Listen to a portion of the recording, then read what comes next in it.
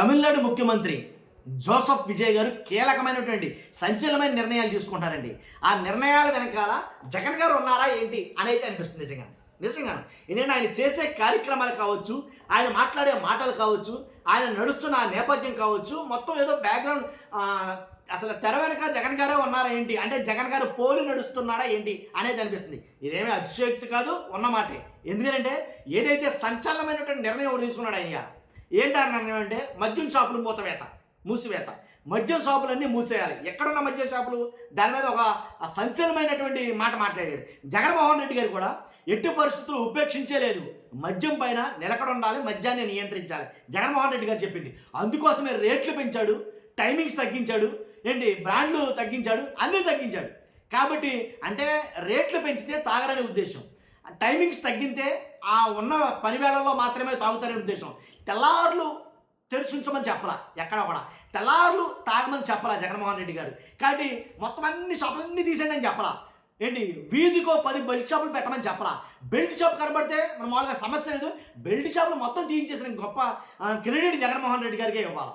కాబట్టి ఇప్పుడు చూసుకుంటే కనుక అంటే జగన్ గారి గురించి మాట్లాడాల్సి వచ్చింది కాబట్టి, అంటే విజయ్ గారు చూసుకుంటే కనుక ఇప్పుడు కూటమి గురించి మాట్లాడదాం. మాట్లాడే ముందు నాది రిక్వెస్ట్ ఉంది. ఫస్ట్ రాష్ట్ర ప్రజలకు వాస్తవాలు తెలియాలి, ఆంధ్రప్రదేశ్లో ఏం జరుగుతుంది అనేది. మీ బాధ్యతగా మీరు లైక్ చేయండి. లైక్ చేస్తే ఈ ఇన్ఫర్మేషన్ ఎక్కువ మంది షేర్ అవుతుంది. కొత్తగా మన ఛానల్ చూస్తే పక్కగా సబ్స్క్రైబ్ చేయండి కొత్త వాళ్ళు ఉంటే కనుక. అంతేకాదు మీ అమూల్యమైన అభిప్రాయాన్ని, విజయ్ గారు తీసుకున్న నిర్ణయం జగన్ గారు తీసుకున్న నిర్ణయం ఒకటేనా, అంటే జగన్ గారిని అనుసరిస్తున్నాడా విజయ్ గారు అనే దాని మీద మీ అభిప్రాయాన్ని కామెంట్ రూపంలో తెలియజేయండి. నేను చెప్పేది ఏంటంటే జగన్ గారు తీసుకున్న నిర్ణయాల్లో చాలా మట్టుకు విజయ్ గారు తీసుకుంటున్నాడు, తీసుకుంటాడు, తీసుకోబోతున్నాడు. దాంట్లో ఎలాంటి నో డౌట్ ఎట్ ఆల్. ఎందుకు చెప్తున్నారంటే కనుక ఫస్ట్ తీసుకున్న డెసిషన్ ఏదైతే ఉందో ఆ డెసిషనే సేమ్ జగన్మోహన్ రెడ్డి గారిని ఇంప్లిమెంట్ చేస్తున్నట్టు ఉంది. సేమ్ అదే పాలసీ. ఏంటంటే కనుక మద్యాన్ని నియంత్రించాలి. ఏమైనా సరే ఎక్కడెక్కడ నియంత్రించాలి. ఒక్కసారి ఆయన చెప్తున్నది ఏంటంటే తమిళనాడు రాజకీయాల్లో కొత్త అధ్యాయానికి శ్రీకారం చుట్టాయి. వాస్తవంగా అయితే కనుక ముఖ్యమంత్రి గారు తీసుకున్నటువంటి నిర్ణయాలు మామూలు విషయాలు కాదు. ఎలా అంటే ఫస్ట్ సంతకం దేని మీద పెట్టాడంటే ఆయన రైతులకి ఉచిత విద్యుత్ దాని మీద కదా, రైతులకి ఇళ్ళకి ఇంటికి 200 యూనిట్లు చొప్పున, దాని మీద ఫస్ట్ సంతకం అయితే పెట్టడం జరిగింది. 200 లోపు యూనిట్లు నువ్వు ఎంతైనా వాడుకో, కరెంట్ బిల్ కట్టవసలా, రూపాయి కూడా కట్టవసలా, 200 దాటితే కట్టాలి అంతే కనుక. కాబట్టి దాని మీద సంతకం పెట్టాడు. అదే రకంగా ఉచిత విద్యుత్తు రైతులకి ఎవరైతే వైఎస్ రాజశేఖర రెడ్డి గారు సంతకం పెట్టాడో సేమ్ దాన్నే ఇక్కడ కాపీ టు పేస్ట్ అనమాట. అలాగైతే కానీ నాకు అనిపించింది. నేను ఆల్రెడీ దీని మీద ఒక వీడియో చేశా, తొలి సంతకం అనే దాని మీద ఒక వీడియో చేశా. తొలి సంతకం ఎవరిది ఎంత ప్రాధాన్యత ఉంటుంది. రాజశేఖర రెడ్డి గారు రైతులందరికీ ఉచిత విద్యుత్ అనగానే ఒక భూమి క్రియేట్ అయింది. నిజంగా వాస్తవం మాట్లాడాలంటే అసలు ఎవరు కూడా రైతుల గురించి అంత ఎత్తులో ఆలోచించిన ముఖ్యమంత్రులే లేరు అని అనిపించింది. కాబట్టి రాజశేఖర రెడ్డి గారి సంతకం అంత వాల్యూ అనిపించింది. తర్వాత చాలామంది సంతకాలు చేశారు. తర్వాత చంద్రబాబు నాయుడు గారు చేశారు మెగా డిఎస్సి మీద. అఫ్కోర్స్ అది సంవత్సరానికో అది అప్లై అయింది అనుకోండి. తర్వాత రాజశేఖర రెడ్డి జగన్ గారు చేశారు. ఆయన చేసిన సంతకం ఏదైతే పెన్షన్లు ఉన్నాయో మొత్తం పెన్షన్ తీసుకునే వాళ్ళు దిశ మొత్తం మారిందని చెప్పాలి వాస్తవంగా అయితే కనుక. తర్వాత విజయ్ గారు చేసినట్టు సంతకం 200 యూనిట్లు లోపు ఉంటే కనుక మీరు రూపాయి కరెంటు బిల్లు కట్టాల్సలా. చాలామంది బడుగు బలహీన వర్గాలకి అది ఒక ఊరట అని నేను చెప్తాను. ఇప్పుడు ఎందుకు అంటే కనుక ఏదైతే మద్యం షాపులు ఉన్నాయో ఫస్ట్ నుంచి కూడా మద్యాన్ని తీసేయాలి, మద్య నియంత్రణ అంటానే ఉన్నాడు జగన్మోహన్ రెడ్డి గారు, అంటానే ఉన్నాడు. కాబట్టి చాలా ఎఫెక్ట్ చూపించింది. అది రివర్స్లో కొట్టింది జగన్మోహన్ రెడ్డి గారికి. ఎందుకని మద్యం మీద లేనిపోయిన పుకార్లు అయితే పుట్టించారు. కాబట్టి అందువల్ల ఇంకోటి ఏంటంటే ఇప్పుడు ఇది తీసుకున్న నిర్ణయం ఏదైతే ఉందో తమిళనాడు ముఖ్యమంత్రి గారు మొదట విద్యుత్ ఫైల్ మీద తొలి సంతకం చేయడం ద్వారా దివంగత నేత వైఎస్ రాజశేఖర రెడ్డి సంక్షేమ రాజకీయాలను గుర్తు చేశాడు. తర్వాత ఇప్పుడు రాష్ట్ర వ్యాప్తంగా ప్రార్థనా స్థలాలు, విద్యా సంస్థలు, బస్టాండ్లు, వాటి సమీపంలో ఉన్న మద్యం దుకాణాలన్నీ మూసివేయాలని ఆయన తీసుకున్న నిర్ణయం మరింత సంచలనంగా మారిందని చెప్తాను. నిజంగా నేనైతే శభాష్ అని చెప్తా. నెంబర్ 1 డెసిషన్ అది. ఎందుకంటే కనుక ఏ అయితే 3 ప్లేసులు చెప్పారో ఇది రాష్ట్ర ప్రార్థనా స్థలాలు, విద్యా సంస్థలు, బస్టాండ్లు, ఈ 3 చోట్ల మద్యం అనేది ఉండకూడదండి. దాంట్లో ఎలాంటి డౌట్ లేదు. చాలా ఇంపార్టెంట్ అది. ఎలాంటి మంచి నిర్ణయం తీసుకున్న టీవీకే ముఖ్యమంత్రి విజయ్ గారిని నేను అభినందిస్తున్నా ప్రత్యేకించి.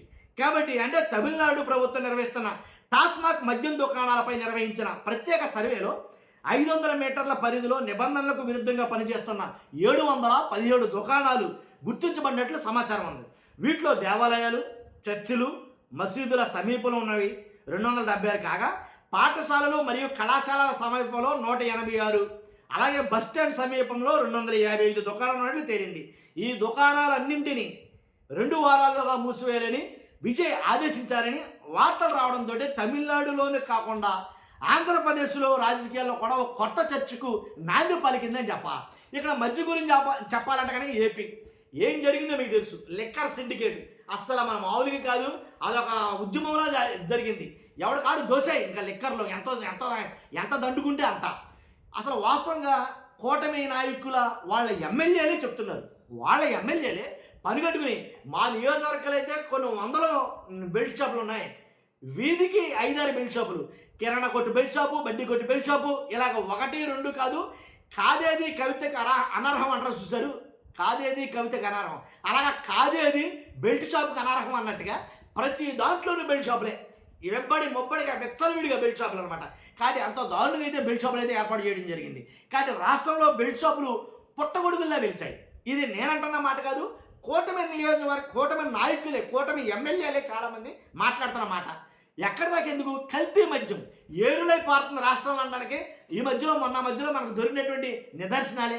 కాబట్టి కల్తీ మద్యంలో వాళ్ళకి అండగా ఉన్న నాయకులు కావచ్చు, టీడీపీ నాయకులు కావచ్చు, కొంతమంది వాళ్ళకి సపోర్ట్ చేసే నాయకులు కావచ్చు, ఇలా ఎంతోమంది దొరికారో మీరు ఆల్రెడీ చూశారు. కాబట్టి ఇలాంటి ఆంధ్రప్రదేశ్లో అలాంటి చర్చ జరుగుతుందంటే పెద్ద ఆశ్చర్యపోవడం అవసరం. ఇలాంటి ఆంధ్రప్రదేశ్కి ఒక గుణపాఠమేమో లేదు తెలుసుకోవాల్సిందేమో అనేది నాకు అనిపించింది. ఎందుమాట అంటే విజయ్ని చూసి నేర్చుకోవాల్సింది ఏమైనా ఉందంటే కనుక ఫస్ట్ చాప్టర్ నేర్చుకోవాలి. విజయ్లో ఫస్ట్ చాప్టరే ఏదైతే సంతకం పెట్టాడో, ఇప్పుడు వెంటనే మద్యం షాపులు ఖాళీ చేయాలన్నాడో అది నేర్చుకోవాల్సిన పాఠమే. దాంట్లో ఎలాంటి ఒకటి లేదు. ఎందుకని ఏరులై పారుతుంది అన్నాం కదా, మన ఎమ్మెల్యేలే చెప్తున్నారు కదా. కాబట్టి 100% కల్తీ మద్యం, 3 బాటిళ్ళు మద్యం బాటిల్ ఉంటే దాంట్లో 1 బాటిల్ కల్తీ మద్యం. సో ఇలా పిచ్చి పెరిగిపోతున్న తరుణంలో విజయ్ ఇలాంటి నిర్ణయం తీసుకోవడం ఆంధ్రప్రదేశ్ రాజకీయ వర్గాల్లో బీభత్సమైన చర్చ అయితే కనుక నడుస్తుంది నిజం, దాంట్లో ఎలాంటి ఒకటి లేదు. పైగా కంపేర్ టు ఆయన తీసుకున్న డెసిషన్లు జగన్ గారికి దగ్గరగా ఉండడం, ఇది మరింత తగలబెట్టేసేదిలా ఉంది కొన్ని వర్గాలకి వాస్తవంగా మాట్లాడాలంటే. కాబట్టి ఇక మీదట జరిగేవన్నీ కూడా ఆంధ్రప్రదేశ్లో కంపేర్ చేసుకుంటారేమో. ఆల్రెడీ చాలామంది దీని గురించే మాట్లాడుకున్నారు. మద్యం షాపులు అంట ఎక్కడెక్కడైతే ఉన్నాయో వాటన్నిటిని తీసేయాలన్నాడంటారా అని అయితే కనుక. కాబట్టి అదే పరిస్థితి ఆంధ్రప్రదేశ్ కూడా వస్తే బాగుండు, ఆ బెల్ట్ షాపులన్నీ మూతేస్తే బాగుండు. కాబట్టి ఇలాంటి ప్లేసుల్లో అస్సలు ఉండకుండా చేస్తే బాగుండు అని దాని గురించి అయితే మాట్లాడుకున్నారు చాలామంది. మీ అభిప్రాయం ఏంటో ఖచ్చితంగా కామెంట్ రూపంలో తెలియజేయండి. ఫస్ట్ అయితే లైక్ చేయండి. Thank you much.